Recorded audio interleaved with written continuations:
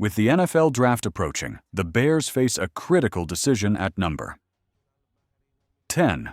Do they bolster their secondary with a top-tier corner, or is Tyreek Stevenson still part of the plan? League sources indicate Chicago is weighing its options, and with names like Will Johnson and Jalen Barron on the board, the conversation is gaining momentum. Could the Bears make a surprise move? The latest buzz from inside Halas Hall suggests anything is possible. The NFL owners' meetings are underway in Palm Beach, and as expected, there's no shortage of news coming out. One of the more interesting developments involves Penn State tight end Tyler Warren and his potential fit with the Chicago Bears. A report from Tony Pauline suggests Warren is focusing on a handful of teams ahead of the draft, and Chicago is one of them. He skipped his pro day workouts, opting instead to showcase his skills privately for teams he believes could take him in the top 15. The Jets, Colts, and Bears were initially mentioned, but now the Saints and both Los Angeles teams are also in the mix. Warren is an intriguing prospect.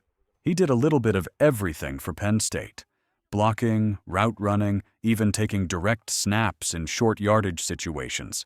He's versatile, athletic, and has real potential as a pass catcher in the NFL. The Bears' tight end room has been a concern outside of Cole Kmet, and while Durham Smythe provides depth, he's not the long-term solution as a TE2. Warren, on the other hand, projects as a legitimate offensive weapon, someone who could create mismatches and give Chicago more flexibility. Now, is tight end the Bears' biggest need? Number.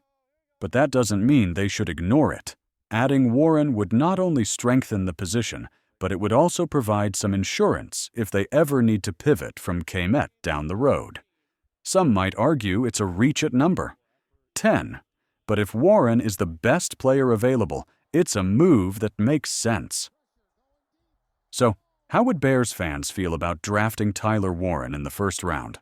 On a scale of 1 to 10, 1 being a complete reach, 10 being a slam dunk pick, where do you stand?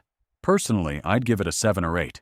It might not be the top priority, but it would be a strong move that gives the offense another legitimate weapon.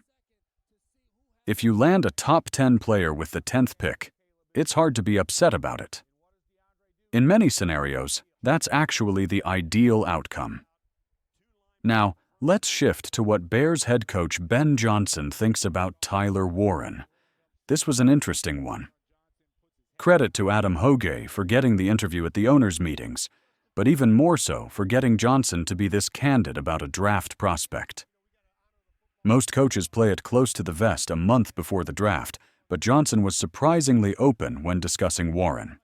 Johnson described Warren as the definition of a football player, and even referenced Saints coach Dennis Allen, who called him a nightmare to defend. Allen, a defensive-minded coach, pointed out Warren's versatility, his ability to block, run after the catch, and even take direct snaps in the Wildcat. That's the kind of player who forces defenses to adjust on the fly. This is where it gets even more interesting. Johnson revealed that the Bears' coaching staff, top scouts, and front office have been reviewing about 30 top prospects together, with Warren being one of them. During those sessions, Allen apparently spoke up about how tough it would be to scheme against Warren. That's a telling sign. And let's not forget, Johnson made his name in Detroit by getting the most out of versatile players. Look at what he did with Sam Laporta last year. Now, Warren isn't necessarily better than Laporta, but he's more versatile. If Johnson sees him as a chess piece for this offense, you have to trust that he knows how to use him. At the end of the day, if the Bears take Warren at 10, it means Johnson has a clear vision for him. That should give fans confidence. Now, let's keep the draft conversation going. Could Chicago go cornerback with the 10th pick? Brad Biggs and Jeff Hughes have suggested that the Bears should at least consider it. Biggs pointed out that if a top-tier corner is available, it's worth discussing. Michigan's Will Johnson and Texas's Jade Barron are two names to watch. Johnson is a ball hawk, 9 interceptions in 32 games. He missed time last year with an injury, but when he's on the field, he makes plays. Barron, meanwhile, had a breakout season, winning the Thorpe Award as the nation's top defensive back. He's played multiple positions and had 5 interceptions with 11 pass breakups last season. The cornerback class drops off after those two. Maxwell Hairston has gained some buzz because of his speed, but his tape isn't as strong. He gave up a lot of completions last year. If the Bears are serious about adding a young corner, it might have to be early in the draft. So what's the move?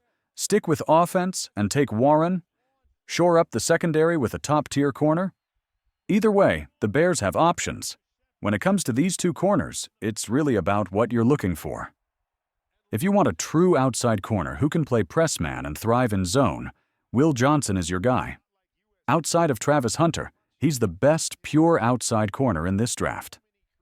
On the other hand, if you want versatility, Jalen Barron brings more to the table. He can play outside, though he's better suited for zone schemes. With Dennis Allen likely running more man coverage, that could be a factor. But Barron also has the flexibility to play safety, where the Bears need help, or even nickel in a pinch. So it comes down to preference. Both guys are worthy of top 15 selections, and if the Bears have identified cornerback as a bigger need than many expect, then Johnson and Barron should be near the top of their board. Now, Jeff Hughes of Bears blog ranked corner as the second biggest need for Chicago in his latest breakdown. That was a bit of a surprise. His argument? The Bears have one elite corner in Jalen Johnson, but that's it. Tyreek Stevenson has been inconsistent and, at times, undisciplined. Kyler Gordon is solid in the slot, but the Bears don't need just depth. They need another high-level starter on the outside. The debate here is whether to move on from Stevenson. If you've followed this show, you know I think he deserves another shot in 2025. He's flashed the ability to play at a high level. If last season's struggles were the only thing we had seen from him, I'd understand wanting to move on. But as a rookie, he played well in the second half of the season.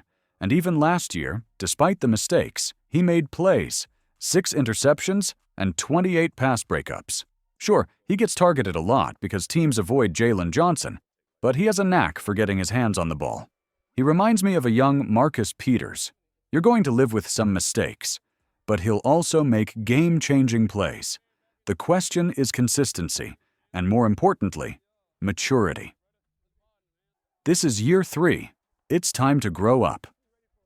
With a new coaching staff and Al Harris, who won't put up with nonsense, he's got a chance to reset. If the Bears do decide to go cornerback early in the draft, it raises another question. What do you do with Stevenson? His trade value isn't high right now.